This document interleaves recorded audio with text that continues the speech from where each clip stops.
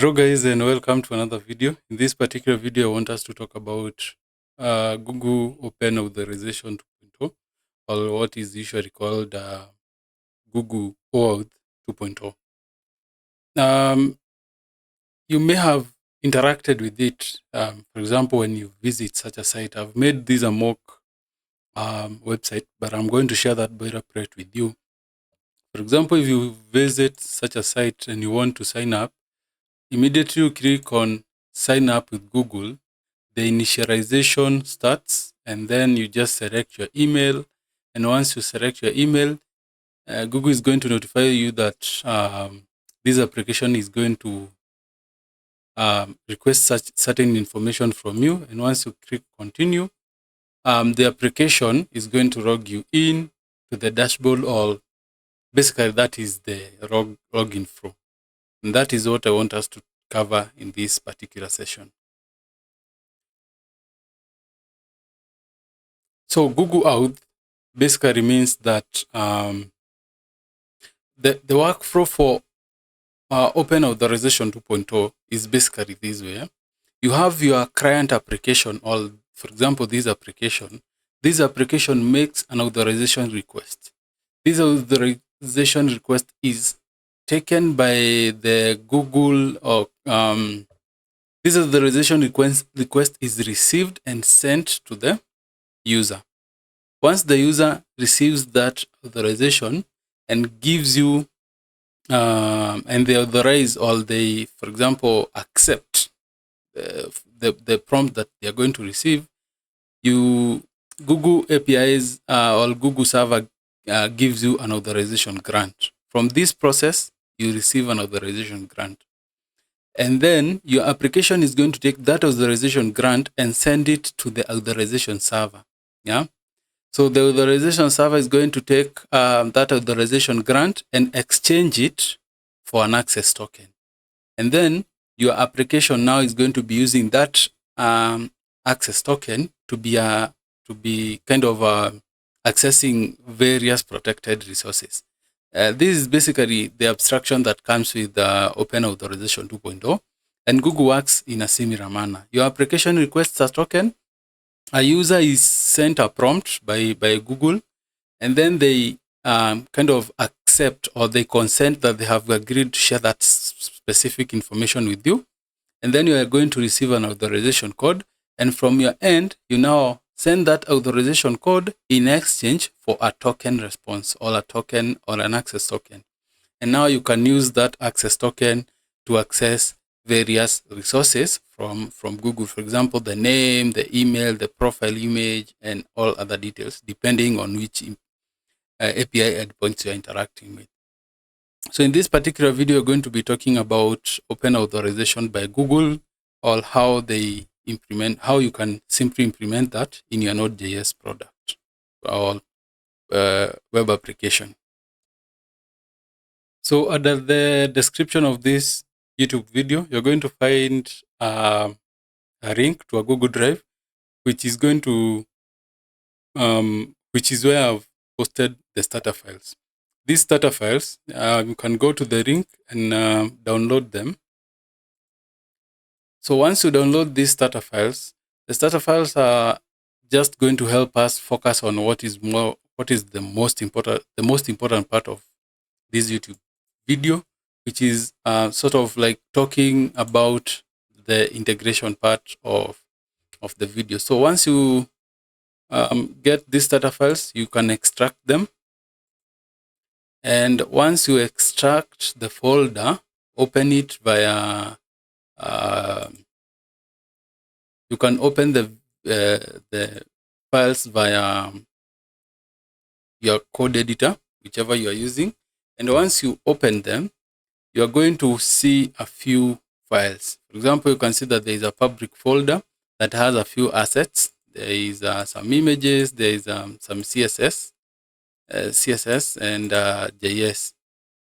And then in the views, you can see there is dashboard, there is home, there's a login page, and then there is a package.json, and then there is a server file.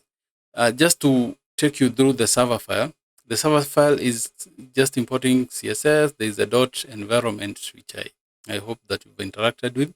There is a path, a dependency or module, and then there is file to URL. Basically, what these two are doing is that they are helping us get the path to the public folder in a portable way, such that even if I share with you this folder, you won't have to struggle.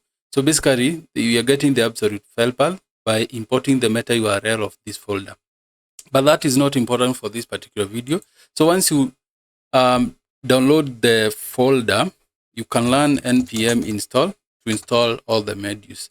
And I want us to focus as we install the modules, you realize that we only have a few routes. For example, we have the home route, which is handled by rendering the home page. We also have the sign up, which shares the login.js file. And then we have two routes. We have the get or auth callback. This is our callback that where Google is now going to be sending us the user information. And then we have a dashboard, which is just basically a simple file that once a user is authenticated or authorized, they can access, and then there's a logout button. I may not talk about the logout button in this aspect because it's outside the scope of this project, but you know how we implement logout. We just kill the session and then redirect the user outside. So if we have time, we can talk about that. In the README, I have added two important endpoints: the endpoint to get the token and the endpoint to get user information. I've added them here because they are very hard to find, and you may struggle to find these two endpoints. But of course, if you check the documentation that I've shared in the comment in the description of this video, you're definitely going to find them there. So as we download the modules, the dependencies, I think they're done. We can learn using NodeMon and check how the entire small application is running. So we have an issue with the port being used by another application. Let me check that quick, and then we can go ahead to the next steps. Now, you should not run it starting because there are a few things that we haven't sorted out. And one of those things that we haven't sorted out is that we haven't added the port. I almost forgot. So the first thing that I want us to do is I want us to prefill this environment file. The first thing that we're going to prefill with is port 3000. I'm going to use port 3000. And then the next step is that I want us to get a Google Client ID and a Google Client secret. And then also, of course, the redirect URI. The redirect URI, we are going to be using the localhost. So you can just pre-type it and then /, and then you can have localhost and then port 3000. And then the endpoint is going to be what we have here as our sorry, just close the file that I needed, as our callback. So this is what we are going to be using as our redirect URL. Basically, what this basically means is that once Google gives us tokens or authorization codes, it's going to send them to this endpoint. But that said, let us get our client ID and Google secret ID. In the same description, I've added a few links, and one of them is to the search crowd. You can sign up for an account and start with the $300 account credit. And then once you are logged in, what you'll need to do, you can click on this menu there and then go to APIs and then OAuth consent screen or the open authorization consent screen. Should you have any issues, you can just reload it. It may take some time. Sometimes it may take longer to load. So I'm going to give my application a name. So what you're going to be needing to do is give your application a name. For example, I can give it, I had already tried this out. So I'm just going to try and start a new one. Or we can just use the same one. Doesn't have to change, or I can just make a new project. Okay, let me make a new project. I'm going to make a new project and call it YouTube video. And then I'm just going to create it. So once you create the new project, it's going to take some time to load, and then it's going to be ready in no minutes. And then you can just select it. Once you select it, you can click on that menu and then go to APIs and then go to OAuth consent screen. Once you are there, you can just move directly to branding. In the branding section, I'm going to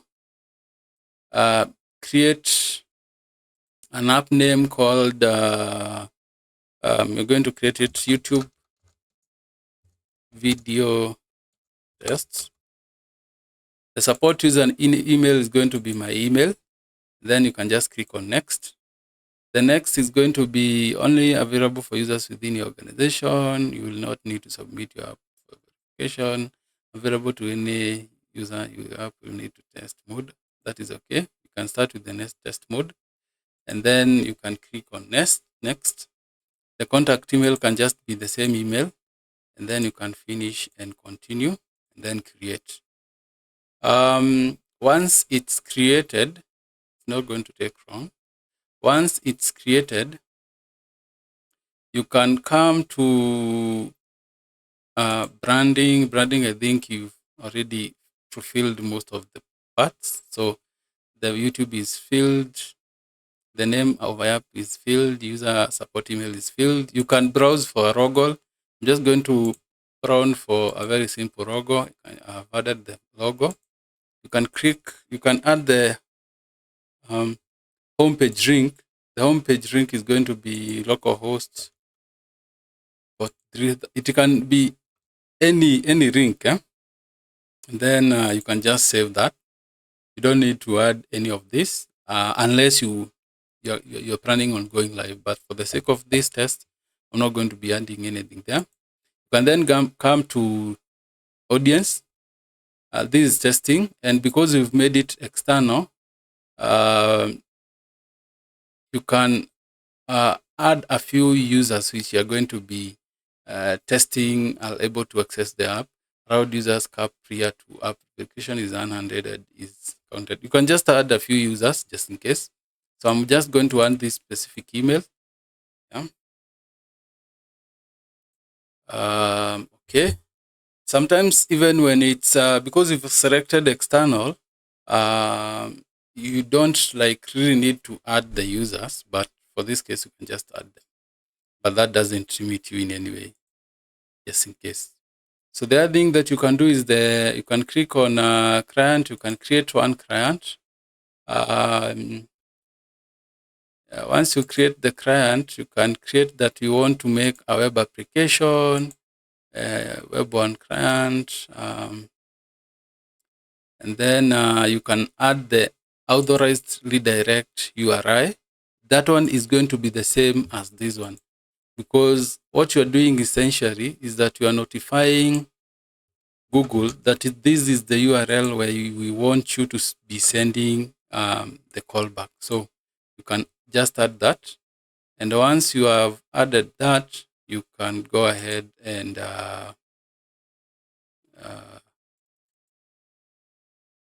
for example, you don't have to write any name, but for the sake of this one, I'm just going to write YouTube test or maybe YouTube video or something.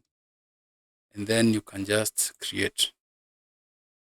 Once you've created, you're going to receive a client ID. Just copy the client ID and come paste your client ID there. And then copy your client secret and then come paste it there. And then once that's done, you can click on OK, and it's also going to be reset there. Just in case you've lost them or you didn't manage to create them, you can just come there and click them, and then you're just going to have the same opportunity to copy them again by clicking here. Sorry, just click the same trace again. By clicking here to copy the client ID, and yeah, that's about it. Once that's done, we can go to data access. In the data access, we are going to add the scopes. What we need is the amount of scope that you can add, or the amount of information that you need from the API, or from different APIs that you're going to be interacting with using this specific client. You're going to be using the user info email. You're going to be using the user profile. You don't need anything else. The open ID, we may need that, but it is not like very important. But the two is what we need for this specific video, and then you can just save it. And once that's done, that is all we need for now. Let me check again, just in case I missed one of basic ones. Okay. So with that, we've successfully created our client's IDs and added them to our environment variables. You can just save your file and remove it. In this case, you can now start working on the code now.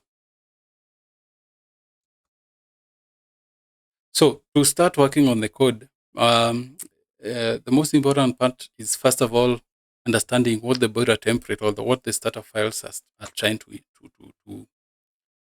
to achieve. So if you find this route, for example, if you navigate to the JS file, you will see that this route is being called by a function called login Google. Yeah. That is what is calling this route. Once it's clicked, or the window is once the button is clicked, this window locates this route, or this route is initiated or initialized, so to say. So if you come to the login.ejs, and then at the top there you have two buttons. These two buttons, if you check this one, you will see that once it's an on click. Once you click it, that's when this function is called, and once the function is called, it's calling this route. Yeah. So the route is being called once the function is clicked. So here is where you're going to start. If you navigate to the documentation that I've shared, you'll find that for you to interact with OAuth 2.0, you start by requesting access. And how you request access, as I explained before, is that you send a request. You send a request, and once you send a request, a user is sent a window to give you or for them to consent to share that information with you. And it is after they have consented that you receive an authorization token. And once you get the authorization token, you then send that token to be validated. And once it's validated, you're going to receive an access token. So the first step, for example, in this case, you're going to interact with JavaScript web apps. So if you navigate to JavaScript web apps and then scroll down there, you're going to find this URL. You are supposed to query this URL and send the client ID, the redirect URL, the response type, and the scope as the required feeds. And once you send them, that is when you're going to now wait for a response. Yeah. So that is exactly what you're going to do. So I'm going to copy this one. And then in my server file, in this specific route, I'm going to try and create a URL, the URL that is now going to be sent. So I'm going to use backticks and then paste the URL there. And then I'm going to use concatenation. I'm going to press there. And then just to shorten it, I'm going to use the first thing that I need to share using backticks again is the client ID. So client underscore ID, which is what we have here. Make sure that you've named the IDs as they are labeled. But one important thing that you should never forget is the format. Because you are sending a query, don't forget we are trying to send information with the URL. Don't forget the question mark. As much as you are doing anything else. So make sure that the question mark is there. And then from there, add the URL ID, the client ID, and then use concatenation. You have to use the $sign there, and then process.env.google something. I'll have to check that one. Google client ID so that I don't miss it out. So I'm going to paste it there. And then I'll have to add a plus, then break it down, again use backticks, and then append, the other detail was what? The other detail was the redirect URI. So you're going to add the redirect underscore URI. And this one now is also going to be what we already have in our env. You can just come and copy that name, then use process.env. This is our module on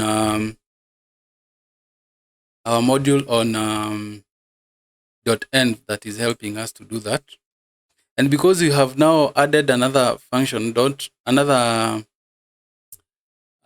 query, don't forget to append. So you must use the append sign. And then again, you're going to use backticks and then append. And then the next thing that we're going to use is, and just copy them. The response type. The response type is basically JavaScript. I need a parameter value to token. This value instructs the Google Authorization to return the access token as name equals value. So the name that we are going to add here is what is going to be the identifier of the code that we're going to receive back. So we are going to equate it to code. And then, of course, we're going to add. And then lastly, we are going to append again, use the ampersand. And then the scope.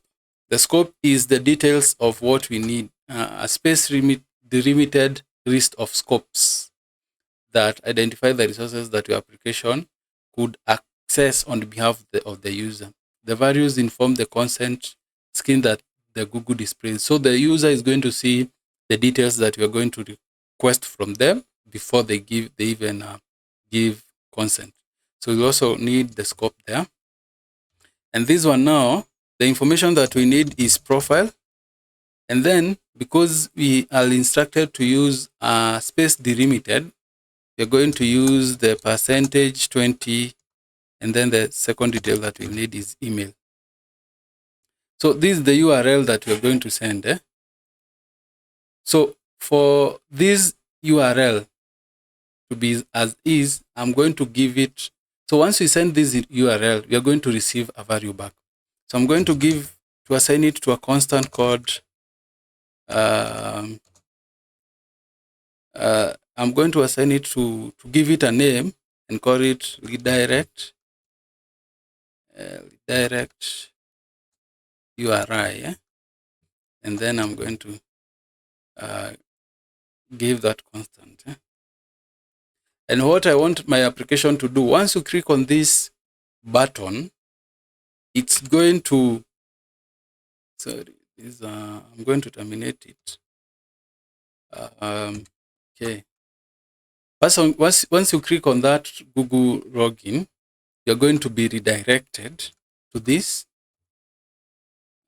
response. The response is going to be response.redirect to that URL. So it's going to redirect you to that URL. So that is what I want my application to do.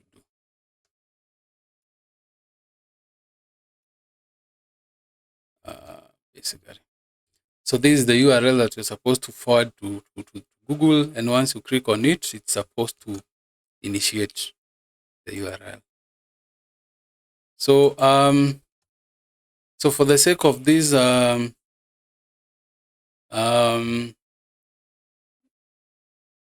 tutorial, we are going to test it out, and then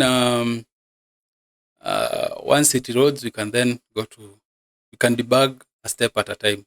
So I'm going to run it now. So nodemon server.js, so that if we have any issues, we can have them as early as possible. That is always the goal when you're making a small or even big application.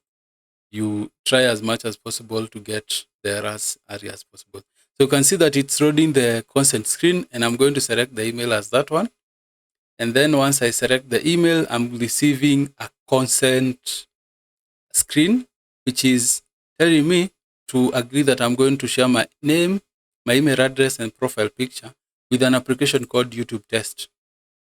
So I'm going to, should we have appended our privacy policy and terms, they would have been hyperlinked here and here. So, but we're not going to do that right now. So I'm going to cancel it right now and then go to the next step. Now, it's important to note that this URL is just loading the on screen for consent of the user.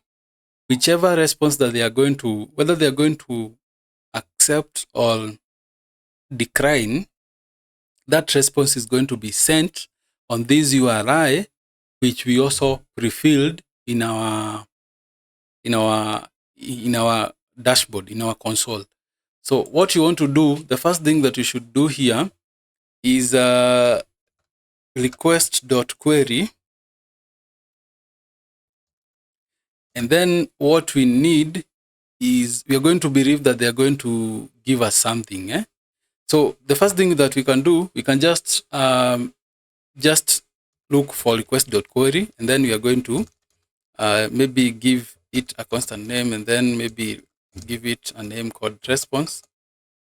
Or maybe we can just, and then we can console log response. Console log response. Let me change its name. Maybe call it user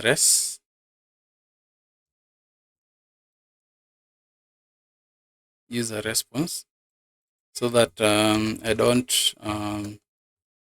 use any reserved names. So we're going to console log the response so that we can see what they click on. You can see that because for the in the first step we clicked on deny, that's why it's still sending that to us. So let us do it again. So we are going to start the application. We're going to click on that, and then we are going to click on cancel, assuming that we are not giving our right to them. So you can see that it's sending an access denied. So you can create a handler at this level. Should the client or should the person using your application deny, what should happen to them? They should be sent back to the what do we call it? They should be sent back home, so that you don't have this loop reloading and reloading and reloading. So we can handle that right now. So one of the ways we can handle it is I'm not sure. Let me see whether request dot query dot maybe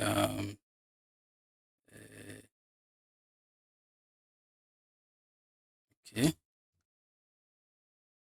Let me try with error and see whether that one is going to handle anything. So the access is denied. So you can tap into this user response and say that if, for example, if user response equals to maybe access denied underscore denied, then they should be response dot redirect should take them home, and home is back to that route. And then let's see whether that one is going to work. And then yeah, so you can select on that account, and then let's say the user clicks cancel. Let's see what's going to happen. Yeah, you can see that it's working at that stage. So otherwise, the user is going to click on continue, and then we are going to receive an authorization code. Yeah. So we now need to play around with that authorization code. So what is the next step? The next step is requesting or using the authorization code to once that's done, so we've seen that once the user denies, they're going to be redirected back home. So what we need now is to now handle when a user gives us access. So the user response is going to be a code. Yeah. So we can do we can't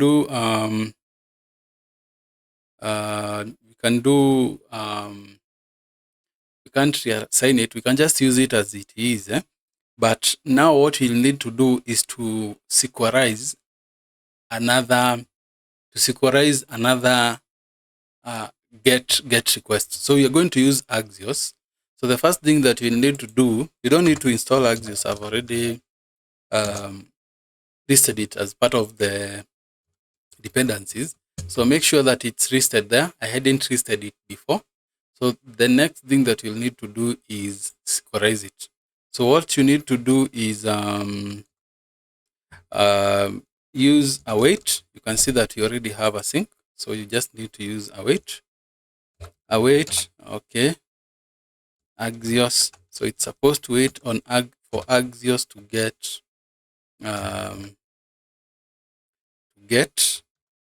and then Axios is going to get from this URL, and from this URL, these are some of the URLs that are shared in the README file. The URL for token is this one, which is written token endpoint. You can just copy it.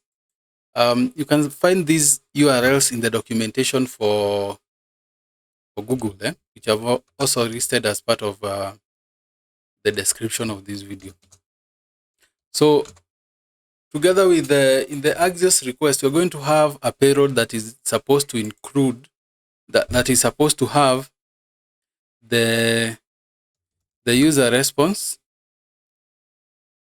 And apart from the user response, it's also supposed to have the client ID underscore ID, which is supposed to be they're supposed to get it from process.end.Google client ID, which is this one. And then the other thing that we're supposed to send is client secret, client underscore secret, which they can get from process.end.Google client underscore secret.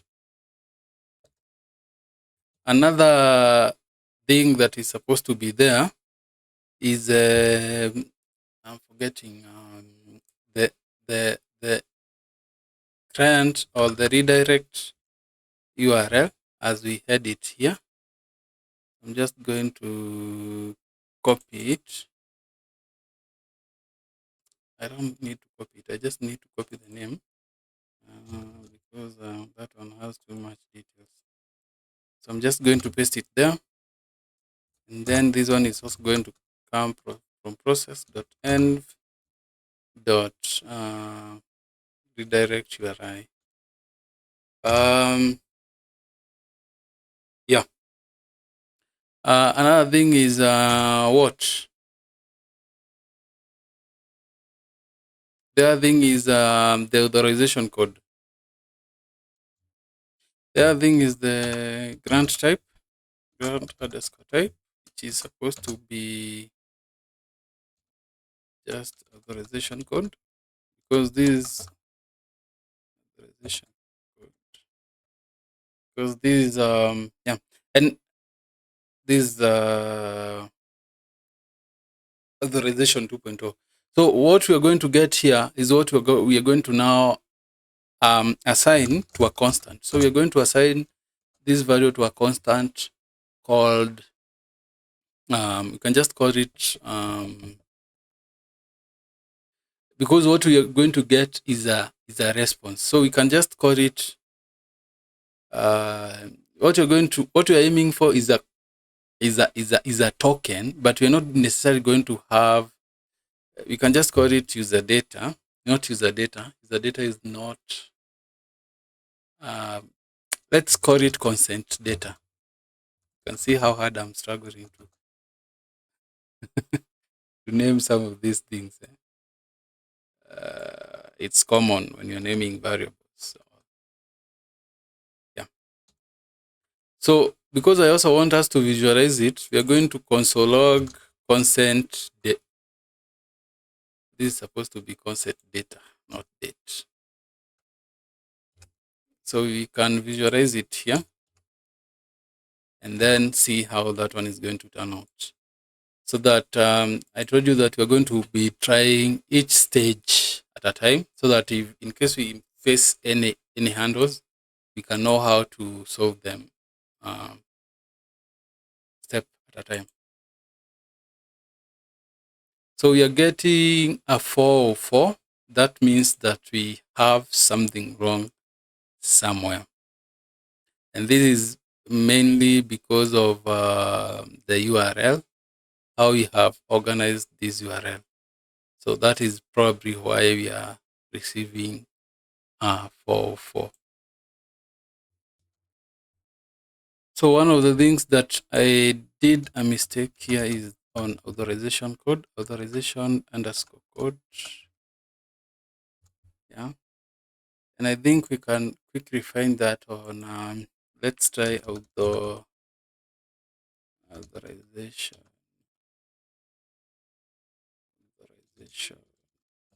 code in all, all, all 2.2. Yeah, grant type. Some of these things that you have to make Google your friend so that you can understand some of these things. So you can see that the grant type parameter must be set to authorization code. Yeah? This is for you. The access token request will contain the following parameters. These are required one. The parameter is the authorized code that the client previously received. Yeah, this one is also required, and you also have the redirect URI possibly required. Yeah. So I'm also going to. This is one of the resources that you can find on OAuth, which is really useful. So let's try that one out, whether it's going to work. And yeah, step at a time. So we are going to consent. Let's see. We are still receiving a 404. You can look for more errors, more errors, more errors, more errors. Okay.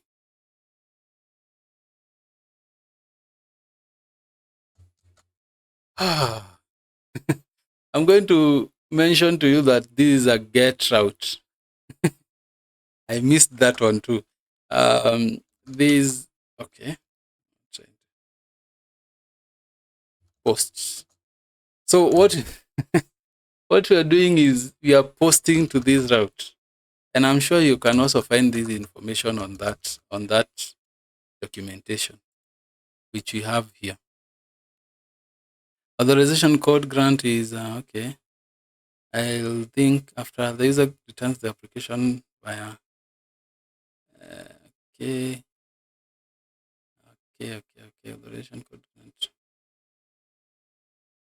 All right, but this one is supposed to be a post, because what we are essentially doing is that we are sending a payload.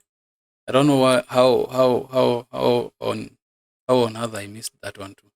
So let's try to reload it, and I'm praying this time round that it works. I have an error code 400. Okay, let's sort that one out. You guys forgot to mention to me that when you did this, you are checking for the error specifically. So so you shouldn't be using the user response, because should they agree, you're not going to have the error is not going to be there. So basically, you can rename this to maybe user declined, so that this is one of the issues with not naming things the right way, so that we can know that the user declined. So once they declined, we know that there is an error. Otherwise, what we are going to receive now is which you are now going to be using now down here, is request dot query what we already named it here, in our response type, which is supposed to be code. And then you can just assign this to now a constant code. And then now you can come here now and name that one code. And that is the reason I think we are receiving an error code 400. Because what error code basically means, error code 400 means is that there is an error on our side. So I'm hoping that that is the reason, but let us check. Our user response is not defined. At least that one is easy to tell what is the issue. So user response is not defined. I have consoled it somewhere. Pretty sure about it. I'm pretty sure about it. User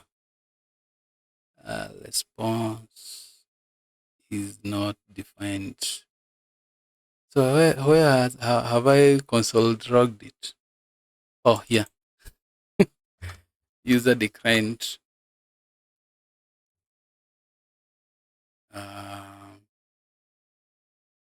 Yeah. Or I can even just take it here. I don't know whether it's going to work. Instead of like naming it and then using it here, you can just cut it there and then just come and paste it here. That one should work too. I hope, so that I don't need to like have too many constants. Let me try that one out. Okay, let's try it. Yeah, you can see that it's working too. So I've eliminated that one there, so that we don't keep confusing. The other thing that I need to do is once I have the code, the request.code, and have that code there, and then I can just remove this. No, that one I'm not going to remove. Okay. Let me hope that it's going to work. Okay. Continue. Yeah, that means it has worked. So you can see that we're going to receive a constant data, which is a lot of information. But what we really are interested in is what is inside data, and specifically access token. So you can just access the data. That is what we need. And then more specifically, the access token underscore token. And once you have that, you can simply just give it a constant token. Access token underscore token, because I think that is what is important. And you can see that even as part of the scope, it's giving you like what you have access to, which is basically the user info. And that is what we're now going to do in the next stage or in the next step. So once you've received the access token, the next step is actually sending the actual the actual request now to this endpoint so that you can receive the user information. So you can just use Axios again. So I'm going to await and then sequelize an Axio, but this time this is a GET request. I'm going to make sure that I don't miss that one out. And then you're going to get, so this one is a GET request. So you're going to get to this endpoint. All right, let me save it first. So you're going to send a request there. And in our sending of the request, what we are going to have is that we are going to have headers. And these headers are going to involve what do we call it? I'm forgetting the name. Let me check that one out. It's supposed to be not an authorization code. It's supposed to be bearer token. Bearer token. So I'm looking for how you're supposed to structure the refresh tokens. I'm not sure whether I'm going to find them. Okay. So this one is supposed to be, is it authorization type? So the bearer token is supposed to be, the headers is supposed to have an authorization property, which is supposed to have, let's add some backtick, and you're supposed to have a bearer, and then you're supposed to concatenate the access token. Yeah. So this one should work. And then what you are going to receive here is user data. We can just give it a constant, which is going to be user data. Let's visualize it again. Visualize it so that if there is an error, you can solve it as early as possible. So let's check the user data, and then we can work it from there. So we are going to initialize a request, okay? And then continue. Let's see the user data that we're going to get. So we can see that we're getting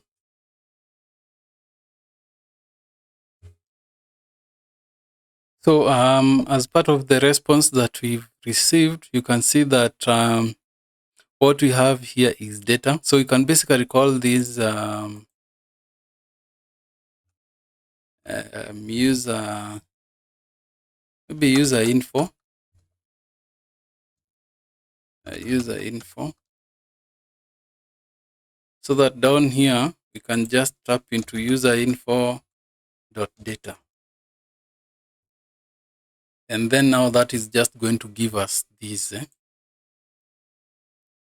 So you can save it. So you can save it. Let's see. Yeah, you're receiving an error code 400. We'll have to find where that one is coming from. So user info data. Let's try to redo it again, so that we can see what the response is going to be. So we're going to reload it and then continue. Let's see. Yeah, you can see now we are getting the right response. So once we get the right response, it's upon you now to do with that information what you wish. But the important part is that we are going to, you can probably store this in a database.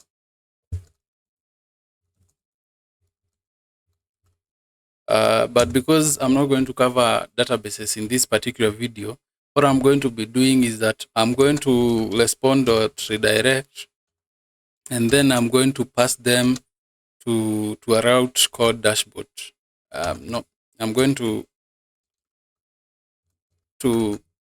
redirect them to dashboard. And because the dashboard has already EJS injected into it or added to it, you can see that, for example, here, for the name to be custom, we have added some EJS here. That means that we have to send these user information from the backend. So inside the app.js route, we can request, but now for us to do that, we are going to have to start thinking about sessions. So that if we include sessions, we can now come here and first, before we even do anything, you'll have to, for it to work, you have to include sessions so that you can assign this information to a session. And once you can see that it's bringing this error, because we don't have we haven't like handled this route the right way. So what we need to do is, for example, this user information, you can assign it to maybe a session. But for you to do that, you'll have to work with sessions. For example, I've already included that dependency there. And then you can just go to express sessions, and then just play around with the sessions. But I'm not going to be doing a lot with the sessions. I'm just going to copy a section of code. For example, we're just going to copy this one. And then that is what we're going to now use here, which is basically a middleware that calls session, and then what it does with the session is okay. And then what it does with session, this is a secret. I'm not going to change it. I'm also not going to change this one. We save. And then the cookie, you can also add a max age for the cookie, but I'm not going to be doing much with the session part because it's not part of the scope. But I'm just going to use that. And once I've used that, I'm going to request it from here. So request, okay. First of all, I'm just going to assign this data, the user info data, to a session. So request dot session dot user, and then I'm going to assign that user info dot data.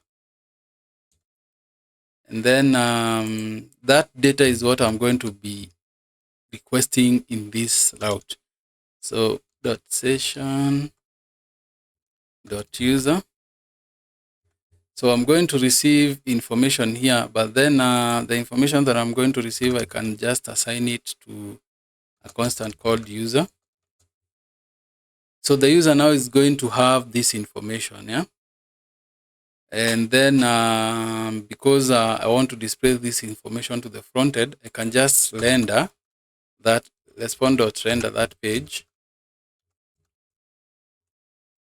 Okay, response.render the dashboard page, and then pass user as the information, or as the user information.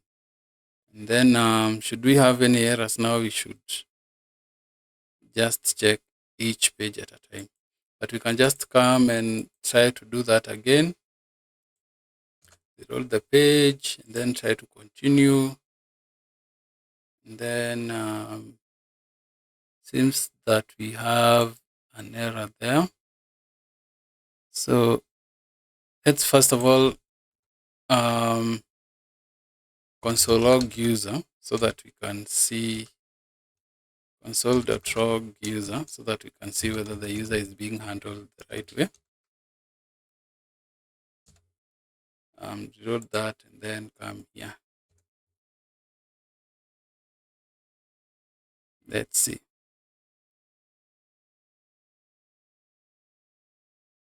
You can see that the user is undefined, meaning that we've made some error somewhere. So let's first of all start it from here. Console log user data is returning undefined true. So there must be a reason why we have a console log as a, so let me first of all so the reason why we have, let me first of all console log user info on its own. Let's see.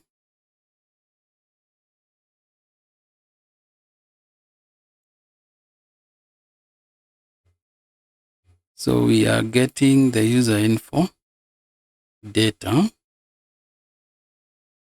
right?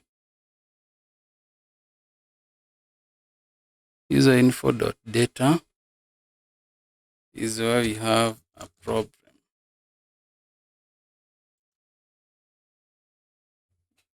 Okay.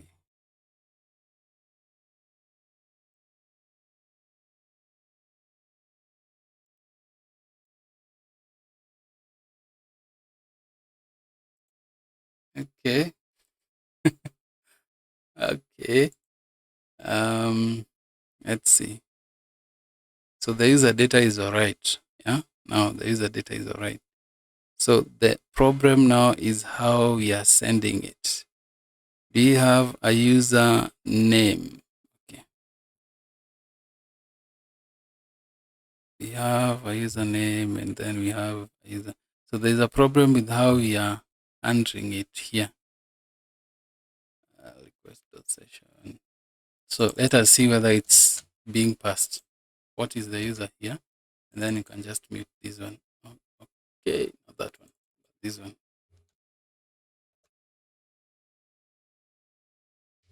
Then you can reload that page and then let's see who we have as the user. So you have the user as defined as undefined. So we have a problem with our middleware. So we can change this to true. And then cookie session, we can add a max age to be 1000 times 60 times 5.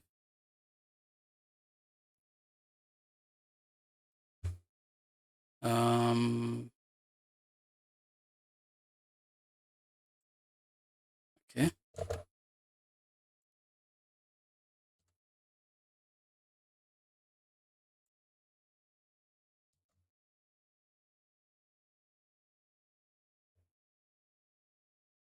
So the issue we have is an issue of session persistence.